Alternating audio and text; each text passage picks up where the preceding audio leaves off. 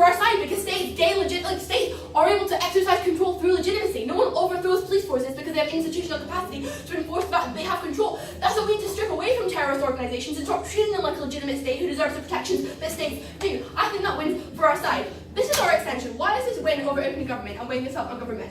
First of all, opening government's benefits, such as information sharing, such as successful bargaining, are contingent on this being successful, i.e., them being able to comply to the bargaining or get useful information from terrorism. Both top teams kind of showed out on this. Regardless of whether this is true, regardless of whether you get any information from the torturing or whether they accept bargains and able to get people to return, our benefit still stands, which is that you're able to destroy the narrative of them being able to be strong and be invincible. That's something which is enduring regardless. Secondly, I think we're the team that explains why fear and legitimacy are the way to gain control, which was a gap missing in the debate up until that point. I think thirdly, the fact that we justify the utilitarian framework and say that rules are only instrumental to the point that they get benefits is important.